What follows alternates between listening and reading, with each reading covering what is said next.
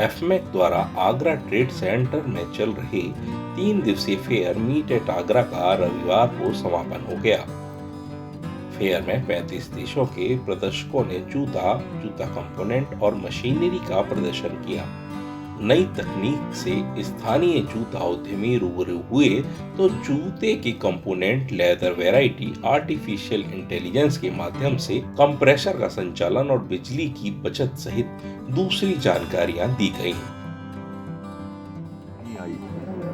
यहाँ पे 3 दिन का जो आयोजन हुआ उसमें करीब 18,000 रजिस्टर्ड विजिटर्स आए हैं और जो हमारे यहाँ पे रजिस्ट्रेशंस हुए हैं जिसमें कि आप समझ सकते हैं कि बिजनेस के तौर पे करीब 5,700-800 के करीब जो रजिस्ट्रेशन हुए विजिटर्स के वहाँ पे। ये फेयर जो है एक सीधा यहाँ पे सेल या परचेज का नहीं होता है।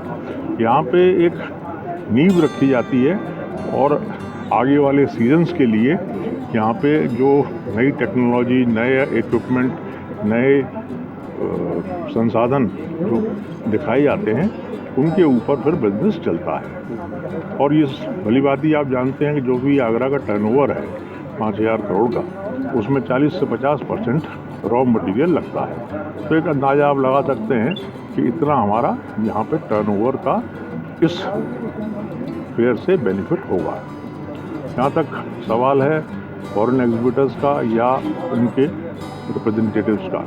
यहाँ पे करीब 35 से 40 फॉरेन रिप्रेजेंटेटिव्स और उनकी कंपनियों ने भाग लिया।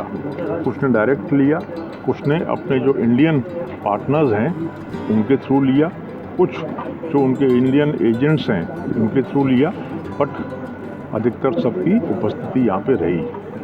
जो ताइवानी पार्टनर के तौर पे प्रोजेक्ट किए गए थे वो लोग यहाँ पे 3 दिन के लिए उनका डेलीगेशन आया था और आगरे में अभी भी रुका हुआ है।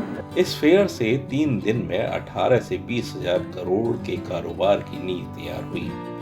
एफमेक अध्यक्ष पूरन डावर ने बताया कि बदलते परिवेश में यूरोप के कई देश खुलकर भारत की जरूरत को जताने लगे हैं। ये समय हमें गुणवत्ता को और बेहतर बना कारोबार को बढ़ाने का है। लेदर के अतिरिक्त हमें दूसरी वैरायटी पर भी कार्य करने की रफ्तार बढ़ानी होगी। मीट एट आगरा तकनीक में समृद्ध होने और नए खरीदारों तक पहुंच बनाने में सहयोगी है। व्यवसाय की दृष्टि से देखिए तो ये यहाँ पर सीधा कोई B2C नहीं है, सीधी कोई सेल परचेज नहीं होती है। लेकिन चूंकि आगरा से 25 से 30,000 करोड़ रुपए का जूते का व्यवसाय है और कंपोनेंट लगभग 15 से 20,000 करोड़ के कंपोनेंट लगते हैं। उस कंपोनेंट जो इस फेयर के मीट एट आगरा के माध्यम से 15 से 20,000 करोड़ के कंपोनेंट्स की यहाँ पर एक नींव रखी जाती है। सोर्सिंग फेयर है, सोर्सिंग की संभावनाएं यहाँ से रहती है। देखिए, मुझे लगता है कि जूता सबसे बड़ा साधन हो सकता है कि सर्विलांस में, सिक्योरिटी में, सेफ्टी में। बहुत सारी इस तरह की चिप लगाई जा सकती हैं कि आदमी कहीं से चला और आप जानेंगे कि वो कहाँ चला है, कहाँ से ट्रैक हुआ, कहाँ से गुजरा, कहाँ से निकला। ये सारा कुछ ट्रैक किया जा सकता है जूते के माध्यम से और उसकी आहट से हम पहचान सकते हैं कि ये वो किस तरह की नेचर का व्यक्ति है, उसको भी पहचाना जा सकता है। ये आज AI का ज़माना है, स्मार्ट फुटवियर पर बात करना बहुत ज़रूरी है। किस तरह से अपने आप को सुरक्षित कर सकते हैं हम, इस तरह के अभी से मनन शुरू होगा। हालांकि बहुत अर्ली स्टेज है, मैं ये नहीं कहता कि ये हम कल बनाने वाले हैं, लेकिन इसके मंथन शुरू कर दिया गया है कि आगरा की भी बड़ी भूमिका हो। जिस तरह से आगरा को GI टैग मिला है, आगरा के जूते से उत्पत्ति आगरा से हुई, तो आगरा के जूते की उत्पत्ति केवल बेसिक जूतों तक न रह जाए।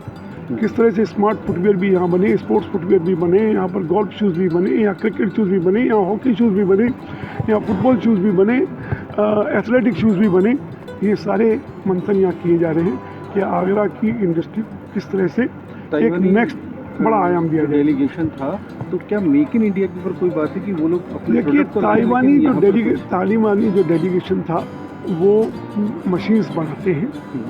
अभी तक मशीन्स के लिए चाइना पर जो निर्भर रहते थे वो चाइना पर निर्भर ना रह करके, क्योंकि चाइना से रिलेशन हमारे ऊपर नीचे रहते हैं, वो ताइवानीज अपनी फैक्ट्री यहाँ आकर के कैसे लगाएं और पहले कुछ साल यहाँ पर प्रदर्शित करें, अपनी मार्केट को देखें। अगर उनको ये संभावना लगती है कि यहाँ पर मार्केट अच्छी है तो यहाँ पर प्रोडक्शन करें। उन्होंने अभी भी यहाँ पर हैं, वो अभी भी लगातार विजिट कर रहे हैं। उनमें से जो ताइवान का जो 4 लोगों का डेलीगेशन था, 2 लोग उसमें से आज चले गए हैं, 2 लोग अभी भी यहीं पर हैं।